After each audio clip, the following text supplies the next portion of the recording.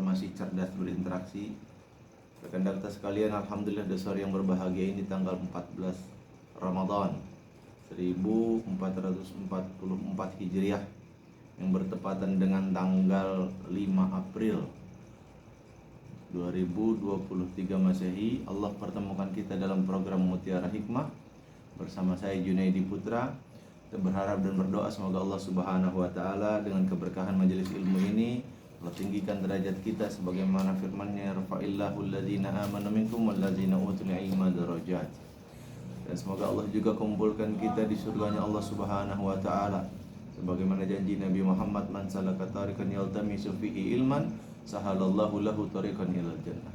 Barang siapa yang mempermudah langkahnya untuk menuju ilmu, maka Allah akan mempermudah, sahalallahu lahu bihi tariqan ilal jannah, maka Allah akan mempermudah jalannya untuk menuju surga. Dan semoga Allah juga penuhi hidup kita dengan kebaikan sebagaimana janji Nabi Muhammad sallallahu alaihi wasallam, man yuridillahu bihi khair yufaqihu fid din. Dan siapa yang Allah kehendaki baginya kebaikan, Allah akan fakihkan dia dalam urusan agama. Rekan-rekan kita yang semoga selalu dimuliakan oleh Allah Subhanahu wa taala. Alhamdulillah, kemarin kita sudah pekan lalu kita sudah bicara tentang Ramadan sebagai syahrul Quran, ya, Ramadan sebagai syahrul Quran. Nah, hari ini kita akan bicara tentang Ramadan syahrus sadaqah, ya, Ramadan bulannya sedekah. Khususnya spesifik, agar tidak terlalu panjang lebar, kita batasi 8 keutamaan sedekah, ya.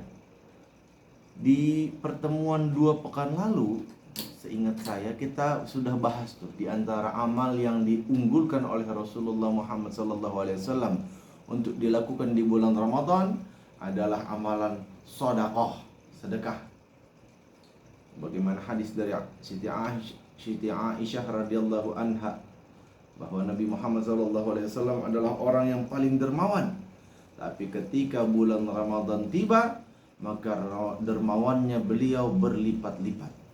Bahkan dalam ungkapan dikatakan beliau dermawannya seperti angin berhembus. Nah, pada kesempatan kali ini, tambah lagi hari ini kita masuk ke 10 hari kedua, ya, dalam sebuah riwayat yang walaupun riwayat ini dhaif tapi masih bisa diamalkan karena berkaitan dengan fadilah amal. Apa riwayatnya? Bahwa dikatakan bahwa Ramadan itu awaluhu rahmah, awalnya adalah rahmatnya Allah. Ausatuhu maghfirah, pertengahannya adalah maghfirah. Wa akhiruhu itqum minan nar, dan akhirnya adalah bebasnya dari api neraka. Jadi di 10 hari kedua ini Allah memberikan penuh dengan maghfirah, ampunan-ampunan Allah Subhanahu wa taala. Nah, di antara hal yang dapat mengundang maghfirah atau ampunan Allah Subhanahu wa taala, bisa memadamkan murkanya Allah Subhanahu wa taala, maka amal itu adalah amal sedekah, sedekah. Rasulullah Muhammad SAW menjelaskan tentang hakikat harta yang sebenarnya agar kita tidak keliru. Dari Al-Harith bin Suaid, Abdullah berkata bahwa Rasulullah Muhammad SAW bersabda. Sini tidak dijelaskan Abdullah mana, Abdullah bin Abbas apa Abdullah bin Mas'ud, ya. Yang artinya hadis ini diriwayatkan oleh Imam Bukhari. Siapakah di antara kalian yang harta warisnya lebih dicintai daripada hartanya sendiri? Harta warisnya lebih dicintai daripada hartanya sendiri. Mereka jawab, ya Rasulullah, tidak ada seorang pun di antara kami melainkan hartanya lebih dicintainya. Nah, kalau udah diwarisin mah ya bukan harta kita lagi, udah milik ahli waris. Ya tentu lebih cinta hartanya sendiri. Nah, beliau bersabda, sesungguhnya harta kalian adalah sesuatu yang telah disedekahkan, dan harta ahli warisnya adalah sesuatu yang ditinggalkan. Jadi Nabi Muhammad membagi harta itu menjadi 2. Harta yang kita sedekahkan dan harta yang akan kita tinggalkan setelah kita mati. Dan pertanyaannya kan, kita matinya kapan, gak ada yang tahu. Oleh karena itu Nabi Muhammad menjelaskan hakikat ini, bahwa harta sebenarnya yang akan kita bawa menuju Allah Subhanahu wa taala adalah harta yang kita sedekahkan. Pahalanya yang akan kita bawa menghadap Allah Subhanahu wa taala, berharap Allah memberikan keridhaannya kepada kita semua. Itu hakikat dari harta. Agar kita enggak keliru memandang harta. Ya, udah capek-capek ngumpulin harta, udah pakai harta jalan halal haram hantam, mati, belum sempet dinikmatin. Ya. Yang pertama, ini keutamaan sedekah yang pertama, pasti diganti dan dibalas oleh Allah Subhanahu wa taala. Allah enggak akan mungkin membiarkan sedekah itu sia-sia. Pasti diganti oleh Allah Subhanahu wa taala. Dalam surah Saba ayat ke-39, dan barang apa saja yang kamu nafkahkan, maka Allah Subhanahu wa taala akan menggantinya, dan dialah pemberi rizki yang sebaik-baiknya, wa huwa khairur raziqin. Bahkan malaikat itu berdoa setiap pagi. Dalam hadis riwayat Imam Bukhari dan Muslim dikatakan, artinya tidaklah ada satu hari pun di mana hamba-hamba Allah masuk pada waktu pagi harinya kecuali ada dua malaikat yang turun. Maka salah satu di antara mereka berdoa, "Ya Allah, berikanlah ganti kepada orang yang berinfak." Jadi ada dua malaikat turun. Yang satu doanya, "Ya Allah, tolong ganti orang yang berinfak." Yang satu lagi doa, "Ya Allah, berikanlah kerugian kepada orang yang menahan hartanya."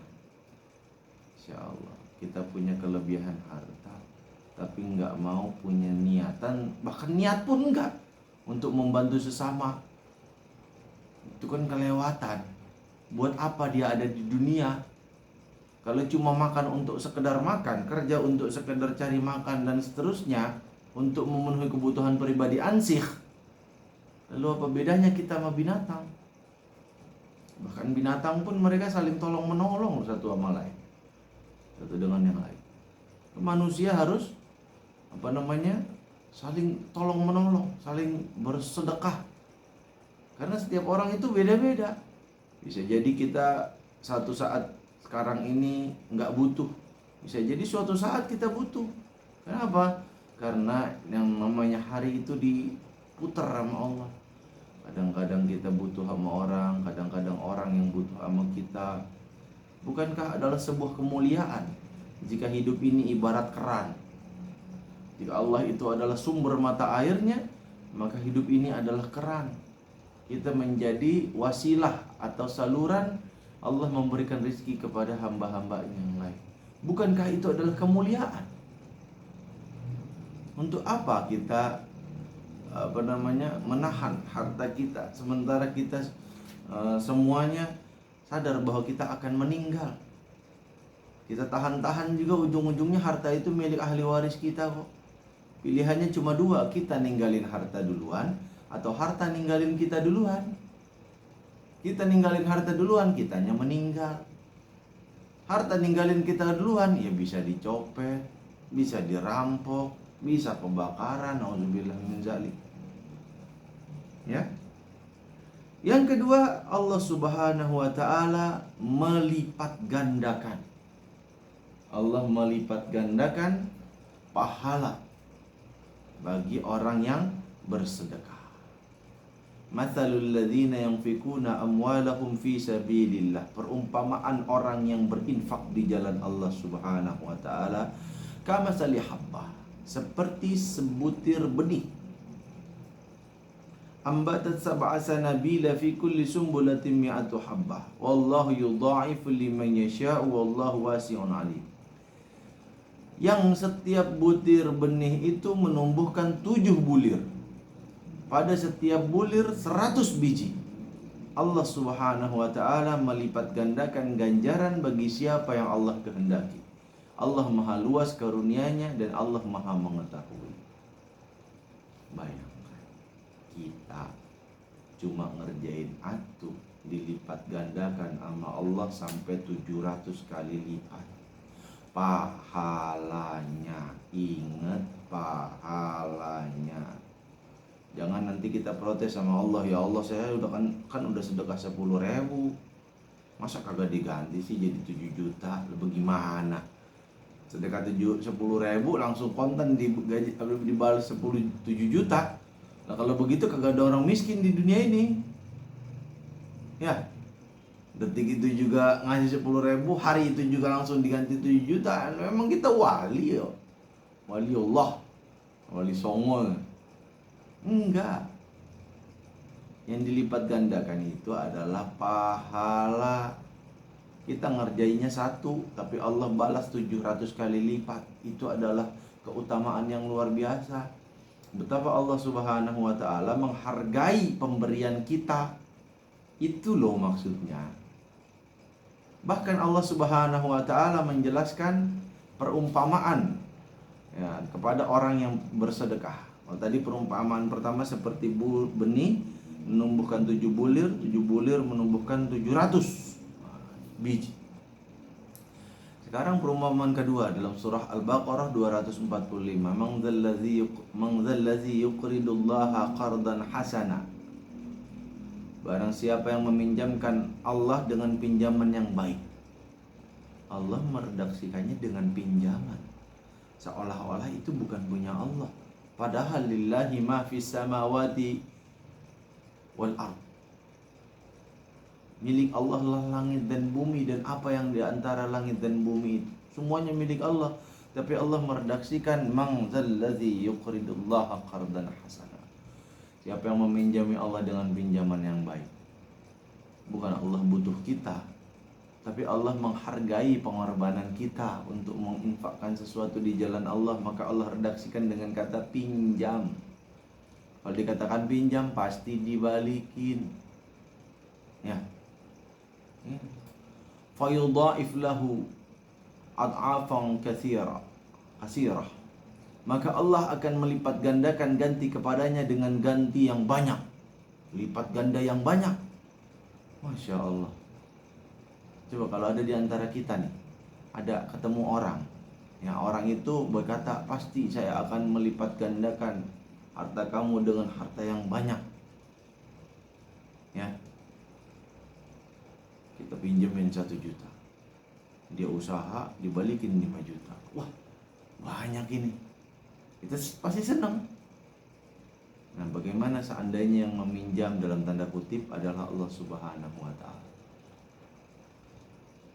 Tentu sekali lagi saya katakan, jangan bayangkan kita ngasih sekarang lalu dibalasnya sama Allah kontan begitu.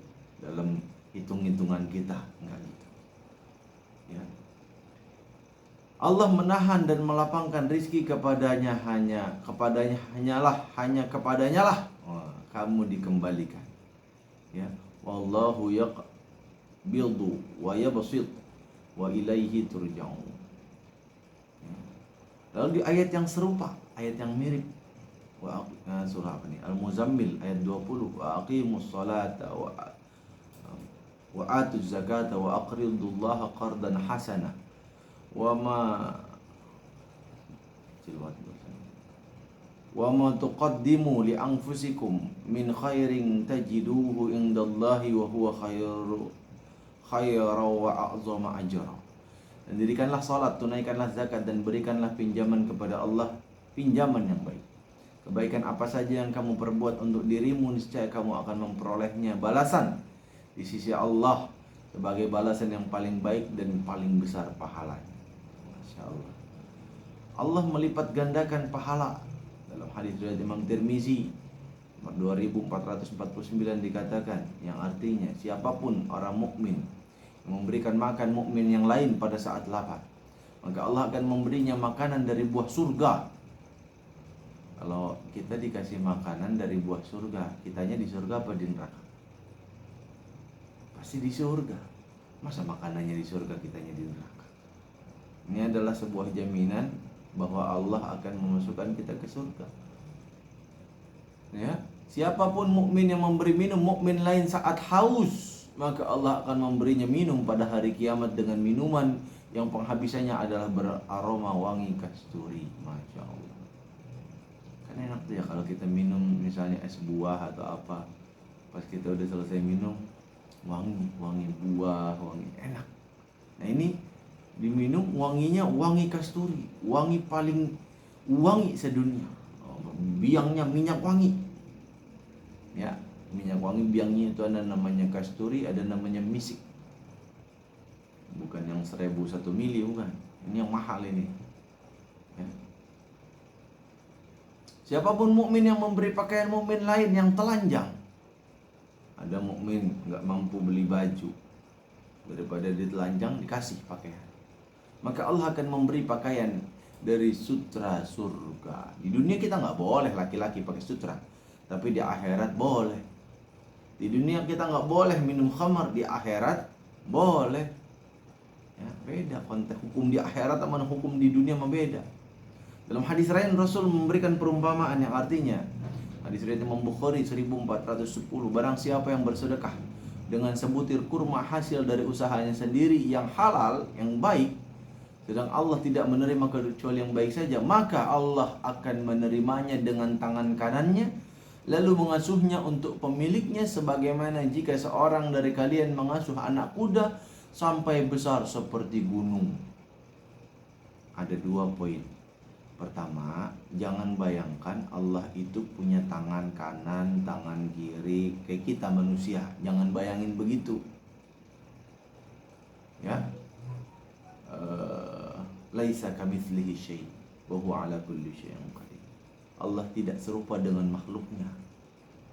Maka ketika bicara tentang ayat-ayat yang menjisimkan atau menjasmanikan Allah Subhanahu wa taala, ya, para ulama terbagi menjadi 3. Ada yang tafwid, diserahkan maknanya dan tafsirannya kepada Allah Subhanahu wa taala. Ada yang takwil, ya, dialihkan ke makna majazi. Kalau yang tafwid, Allah tidak menerima apa? Sungguh Allah akan menerima dengan tangan kanannya. Tidak diartikan tangan kanan bagi ulama yang tafwid. Tidak diartikan. Tapi bagi ulama yang takwil, Allah akan menerima dengan penuh keridhaan. Karena kalau kita menerima sesuatu dengan tangan kanan, itu kita menerima dengan hormat, dengan keridhaan, dengan penjagaan, itu maksudnya. Ada sebagian ulama yang memilih untuk isbat, sebagian pengikut mazhab Hambali. Isbat itu menetapkan makna, tapi tafwidul kaif. Menetapkan makna, ya tangan kanan. Tapi jangan dibayangkan seperti tangan kanannya apa? Tangan kanannya kita. Tinggal milih mau yang mana. Kalau yang tafwid itu mayoritas ulama salaf.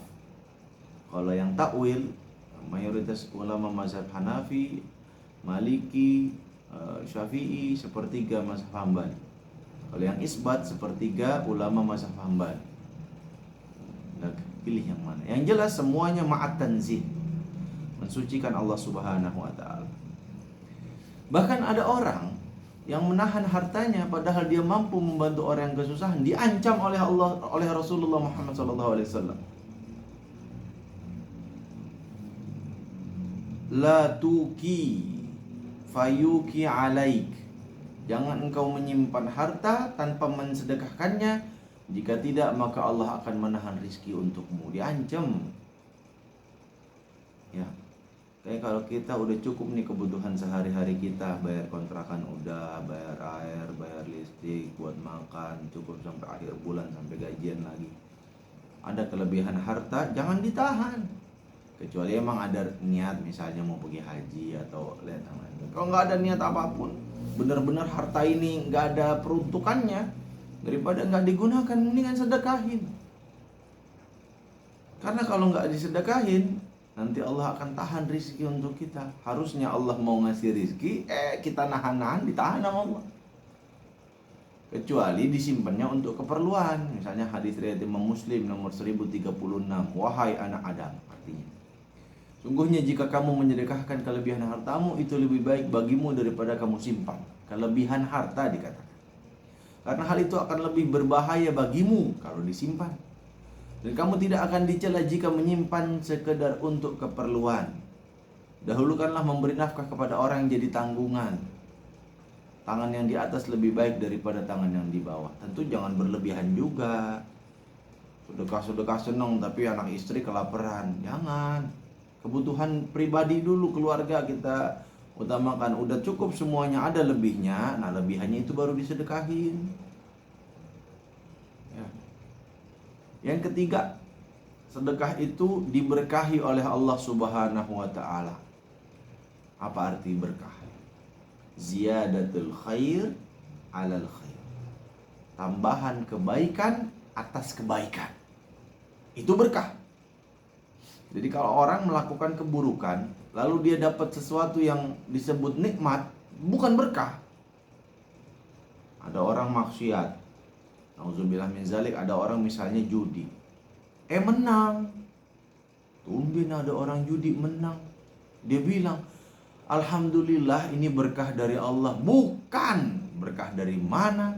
Berkah itu pada yang halal. Al-barakatu fil halal. Berkah itu pada yang halal. Oh, harta judi, harta haram, berkah dari mana? Nggak bakalan berkah biar kata menang judi juga. Kadang menang judi, istrinya tiba-tiba masuk rumah sakit, operasi ini, operasi itu. Anaknya kecelakaan, nauzubillah min dzalik. Nggak berkah hidupnya, hartanya harta haram. Nah, orang yang gemar bersedekah hartanya akan berkah. Ziyadatul khair alal khair. Bertambahnya kebaikan atas kebaikan. Dalam surah Al-Baqarah ayat 276 Allah Subhanahu wa taala mengatakan yamhaqullahu riba wa yurbis shadaqah. Allah memadamkan, memusnahkan riba dan menyuburkan sedekah. Ini kontras. Harta riba dimusnahkan keberkahannya. Harta sedekah disuburkan dengan keberkahan. Masya Allah. Ya. Riba ini adalah dosa satu-satunya setahu saya. Riba ini adalah dosa satu-satunya yang pelakunya diancam diperangi oleh Allah Subhanahu wa taala. Coba ingat-ingat, ada nggak dosa lain yang kayak begini? Dosa zina nggak diperangi sama Allah. Dosa membunuh, dosa mencuri, dosa apalagi, dosa apapun. Bahkan syirik sekalipun nggak ada tuh Allah bilang Allah akan memerangi orangnya gitu, nggak ada. Tapi kalau pelaku riba, kalau yang suka ngambil renten, lintah darat, itu diperangi oleh Allah Subhanahu wa taala, baik itu di dunia ataupun di akhirat, suka-suka Allah. Tapi yang jelas diperangi oleh Allah. Kalau diperangi artinya teman bukan? Bukan, jadi musuhnya Allah. Siapa yang mau jadi musuhnya Allah? Nggak akan ada yang mau kecuali orang kafir. Nggak boleh kita makan harta riba. Riba itu apa? Riba itu tambahan atas pinjaman. Atau kaidah dari para ulama, kullu qardin jarra naf'an fahuwa riba. Setiap pinjaman yang mengambil manfaat darinya, maka itu adalah riba. Baik itu manfaat berupa uang atau manfaat berupa yang lain, pokoknya manfaat. Itu riba namanya. Itu kaidah tuh. Setahu saya seluruh ulama sepakat. Saya belum pernah dengar ada ulama yang nggak sepakat dengan kaidah ini. Udah ijma. Setiap pinjaman yang ada manfaat bagi orang yang meminjamkan, kalau bagi orang yang dipinjamkan pasti ada manfaatnya. Bagi orang yang meminjamkan, maka itu adalah riba. Kita minjemnya 2 juta, ntar dikembaliin plus ntar saya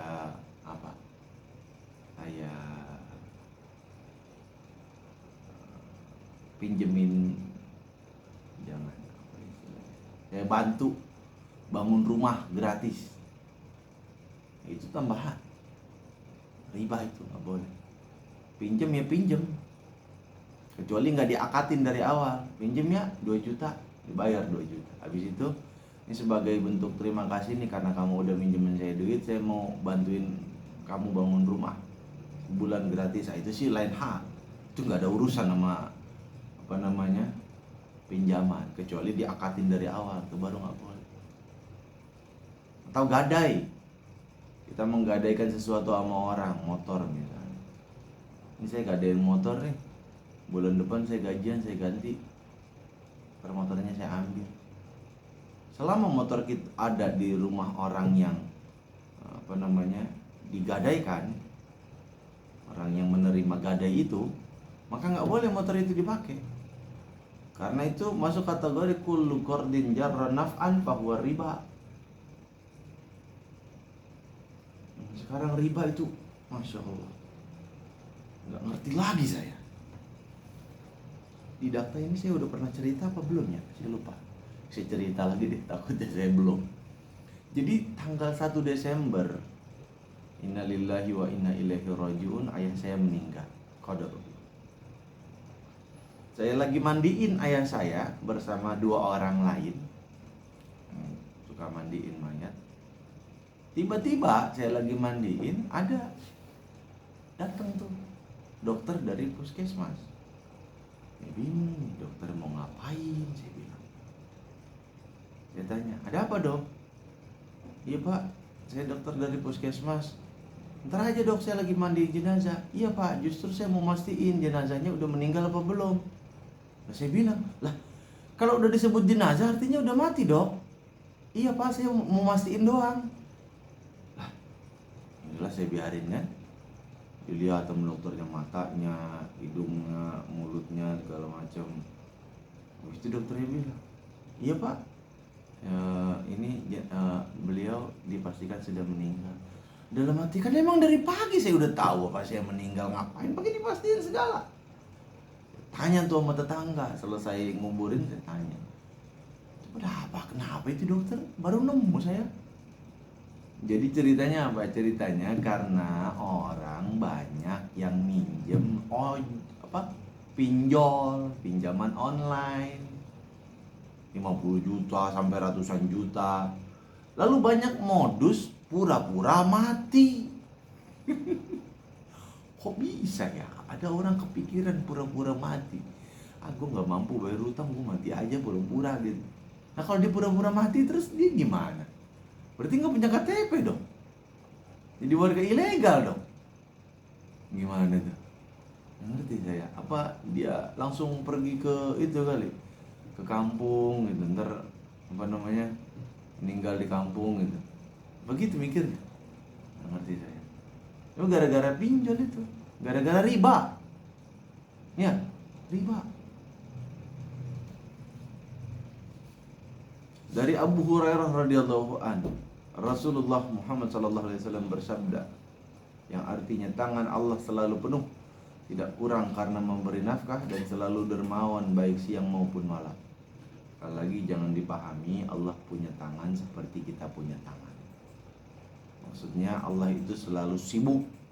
Allah nggak pernah berkekurangan. Karena lillahi ma fis samawati wa ma fil ard, semuanya milik Allah. Yang keempat, sedekah itu memadamkan kesalahan, menghapusnya dan memadamkan murka Allah. Hadis riwayat Imam Tirmizi dan Ahmad. Dan sedekah akan memadamkan kesalahan sebagaimana air memadamkan api. Hadis riwayat Ibnu Hibban sahih. Dikatakan bahwa yang artinya sedekah dapat memadamkan kesalahan sebagaimana sebongkah es yang meleleh di atas batu karang. Hadis Huzaifah bin Yaman dari riwayat Imam Bukhari dan Ibnu Majah, fitnah seorang di keluarganya, hartanya dan anaknya serta tetangga bisa terhapus oleh salat, sedekah dan amar ma'ruf nahi munkar. Fitnah dalam Al-Quran dan hadis maknanya musibah dan ujian yang berkaitan dengan agama. Jangan dipahami fitnah seperti dalam bahasa Indonesia. Dalam hadis riwayat Imam Tabrani Mu'jam Al-Kabir, dikatakan sungguh sedekah yang dirahasiakan itu dapat memadamkan amarah Allah. Hadis riwayat yang lain masih riwayat Imam Tabrani, yang artinya perbuatan kebaikan menahan kejadian buruk, dan sedekah yang tersembunyi memadamkan kemurkaan Allah serta menyambung hubungan atau silaturahim, menambah umur, panjangkan umur. Tapi bukan berarti sedekah yang ditampakkan itu dosa. Kalau sedekah kita tampakkan dengan maksud untuk memberikan keteladanan dan memotivasi orang lain untuk sedekah, maka justru dipuji oleh Allah. Dalam surah Al-Baqarah 271, yang tubdu sadaqati fa ni'ma hiya wa yang tukhfuha wasusuha al fuqaraa fa huwa khairul lakum. Jika kamu menampakkan sedekah-sedekah kamu, maka itu baik. Jika kamu menyembunyikannya dan memberikannya kepada orang fakir, maka itu lebih baik.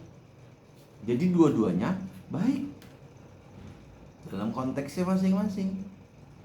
Yang kelima, poinnya, orang sedekah itu masuk surga selamat dari neraka. Dalam hadis dari Imam Ibnu Majah dan Ahmad, afsyus salam, sebarkan salam, wa it'amut ta'am, dan berikanlah makan, silul arham, dan sambunglah silaturahim, wasallu bil laili wan nasun niyam, dan salatlah di malam hari ketika manusia lagi tidur. Yadkhulul jannata bisalam, maka kalian akan masuk surga dengan penuh keselamatan. Seksualnya wajib bagi orang yang bersedekah wajib surga bagi orang yang bersedekah dalam keadaan sulit. Hadis riwayat Imam Muslim, dikatakan telah datang kepadaku seorang wanita miskin yang membawa 2 anak perempuan. Wanita miskin bawa 2 anak perempuan. Lalu saya memberinya makanan dengan 3 buah kurma, kata Nabi. Wanita tersebut memberikan kurma satu persatu ke anaknya. Udah dibagi satu, ya. Jadi dikasih 3 kurma, 1 buat dia, 2 buat anaknya. Kemudian wanita itu mengangkat 1 kurma ke mulutnya buat dimakan. Jatahnya dia tuh. Anaknya minta. Akhirnya dia pun memberikan kurma itu dibagi 2. Ya. Saya sangat kagum dengan kepribadiannya. Lalu saya menceritakan apa yang diperbuat oleh wanita tersebut kepada Rasul. Oh, ini sahabat berarti. Ya. Rasul bersabda, maka beliau bersabda, sungguhnya Allah telah mewajibkan kepadanya untuk masuk surga atau membebaskannya dari neraka. Dalam redaksi yang lain ada hadis dari Imam Bukhari, dalam redaksi yang lain dikatakan dalam hadis Aisyah radhiyallahu anha, beliau menceritakan tentang wanita bersama 2 putrinya menemui Siti Aisyah untuk meminta sesuatu, namun tidak mempunyai apapun selain sebutir kurma. Lalu diberikan kepada wanita itu, lalu wanita itu membagi kurma menjadi 2 bagian, diberikan kepada 2 putrinya, sedangkan dia tidak makan sedikit pun. Lalu wanita itu berdiri untuk pergi. Saat itulah Nabi Muhammad SAW datang kepada kami. Lalu aku kabarkan masalah itu, maka beliau bersabda, siapa yang memberikan sesuatu kepada anak ini, maka mereka menjadi pelindung dari api neraka baginya. Bahkan orang yang ahli sedekah itu akan dipanggil untuk masuk surga dari pintu khusus, yaitu babus sadaqah. Masya Allah. Dan siapa yang termasuk ahli sedekah, niscaya dia akan dipanggil masuk surga dari pintu sedekah. Hadis riwayat Imam Bukhari. Bahkan sedekah sekecil apapun akan melindungi kita dari api neraka. Ittaqun nar walau bisyiqqit tamar. Takutlah kalian, berlindunglah kalian dari api neraka walaupun dengan separuh kurma. Ini luar biasa loh. Bahasanya Nabi itu luar biasa loh. Saya kabarin ya, Nabi ini ngomong di mana? Di Madinah. Madinah itu apa? Kotanya kurma. Jangankan manusia, onta di Madinah makan kurma. Kalau kita baca Sirah Nabawiyah ada tuh siapa? Abu Sofyan atau siapa tuh? Ngecek kotoran unta. Oh, ada biji kurmanya, berarti ini unta dari Madinah. Nah, unta Madinah makan kurma loh. Bahkan orang Yahudi dan orang Nasrani 300 tahun sebelum Nabi Muhammad lahir, mereka hijrah ke Madinah. Kenapa? Karena mereka baca dalam kitab suci mereka yang belum diubah-ubah, yang masih mereka simpan sendiri, bahwa Nabi akhir zaman akan diusir dari kampungnya dan akan menetap di tempat yang banyak kurmanya. Mana itu? Madinah. Di Madinah, kotanya kurma, yang jangankan manusia bahkan ontak masuk makan kurma, yang kalau kata orang Lampung itu kurma itu ampar-amparan sampai diinjak-injak. Itu apa? Sigo mubalaghah itu, hiperbola, menunjukkan saking banyaknya kurma. Nabi Muhammad cuma ngomong, berlindunglah kalian dari api neraka walaupun dengan separuh biji kurma. Apalah artinya separuh biji kurma itu? Siapa yang nggak mampu membeli separuh biji kurma? Lagi mana ada kurma dibeli separuh begitu? Sebutir aja kagak ada orang jualan. Menunjukkan apa? Bahwa sekecil apapun pemberian kita, selama itu dilakukan ikhlas karena Allah Subhanahu wa taala, Allah akan balas. Dengan apa? Dengan dijauhkan dari api neraka. Ya Allah, ya Rahman. Hal yang menurut kita sepele, bisa jadi itu yang terbaik buat orang lain. Hal yang membuat kita mungkin membosankan, bisa jadi itu yang membuat orang sampai titik air liur karena menginginkan barang yang kita punya. Yang keenam, sedekah tidak mengurangi harta.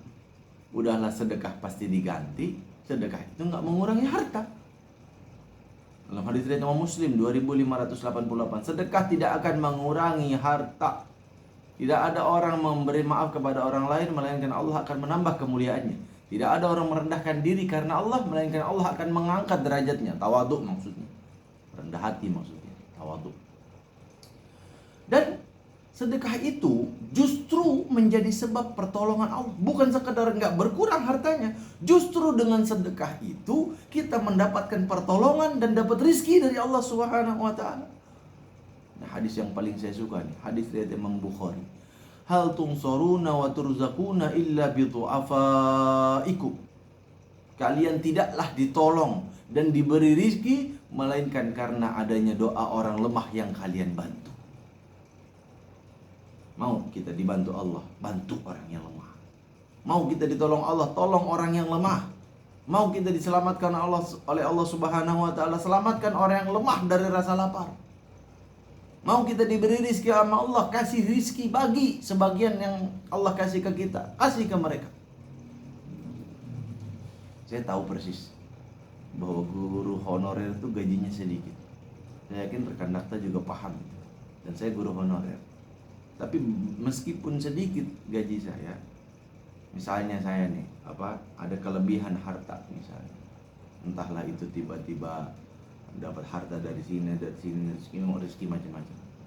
Kalau udah sampai batas nih, semua kebutuhan udah, bayar kontrakan udah, bayar air, bayar listrik, bayar apa semuanya udah nih buat 1 bulan. Ada kelebihan harta dan emang itu nggak dipakai, nggak ada niatan lain membeli apa, langsung tuh saya kasih.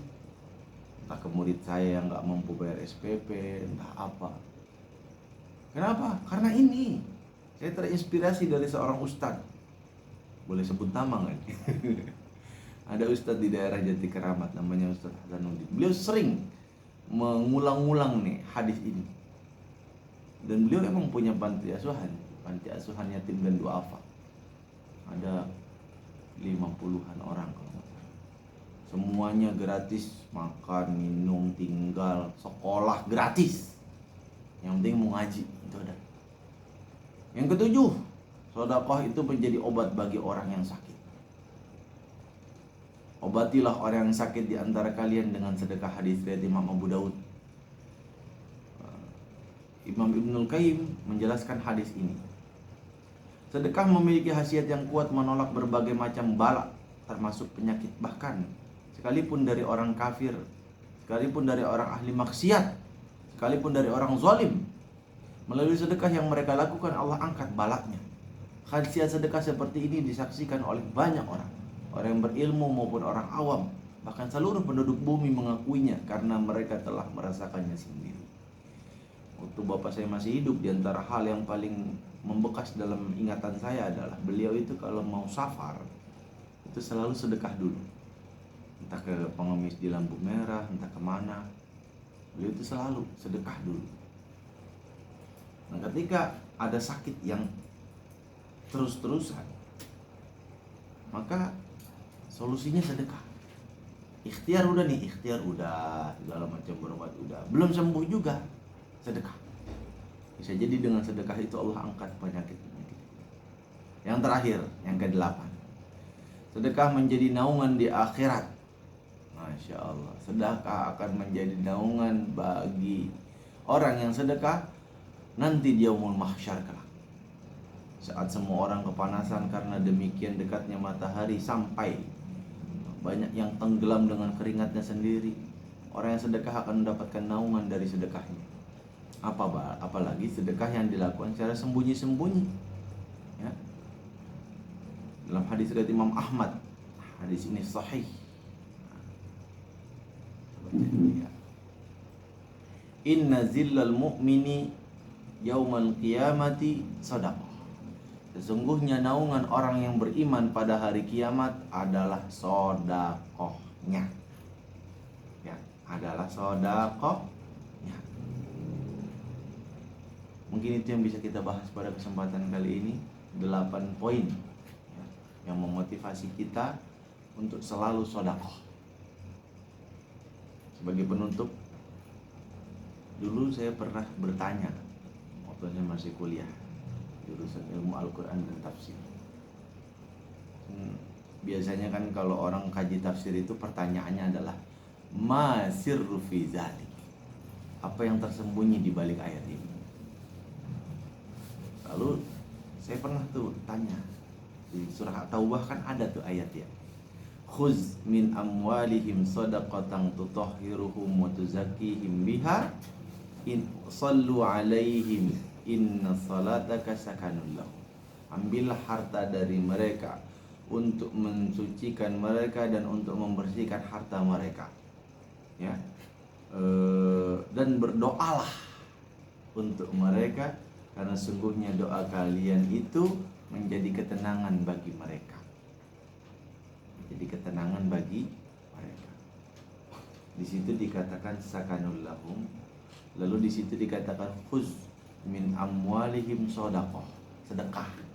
Padahal sedekah yang dimaksud dalam ayat ini artinya zakat. Semua ulama sepakat tanpa kecuali yang dimaksud adalah sedekah itu adalah zakat dalam ayat ini. Nah, pertanyaan saya ke dosen saya tadi itu, kenapa Allah nggak langsung sebut zakat?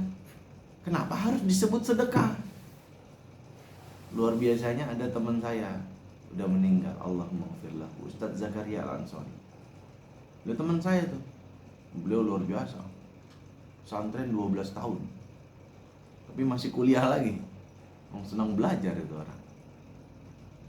Beliau jawab, wallahu a'lam bishawab, di antara rahasia yang tersembunyi dalam ayat ini adalah Allah akan memberikan keutamaan bagi orang yang sedekah sebagaimana Allah memberikan keutamaan bagi orang yang zakat. Ya. Tutahhiruhum wa tuzakkihim biha. Sedekah juga punya fungsi itu. Masya Allah. Mudah-mudahan Allah melembutkan hati kita, melapangkan rezeki kita, dan membuat kita bisa memberikan sedekah khususnya kepada orang-orang terdekat dengan kita, karib kerabat, keluarga, orang tua, saudara-saudara kita, tetangga-tetangga kita, orang satu sekolah dengan kita, orang satu tempat kerja dengan kita, orang satu pengajian dengan kita, orang kenalan kita, siapapun. Mudah-mudahan kita dilapangkan rezekinya oleh Allah Subhanahu wa taala sehingga bisa membantu mereka yang kesusahan, sehingga mereka tidak perlu terlibat ojol dan seterusnya. Wallahu a'lam bishawab. Mungkin itu yang bisa Al-Fakir sampaikan pada kesempatan yang singkat ini. Bagi rekan dakta yang ingin bertanya atau memperdalam kajian ini bisa menghubungi saya di nomor 0857 8147 9544. Saya ulangi, 0857 8147 9544. Mungkin itu yang bisa saya sampaikan pada kesempatan yang singkat ini. Terima kasih.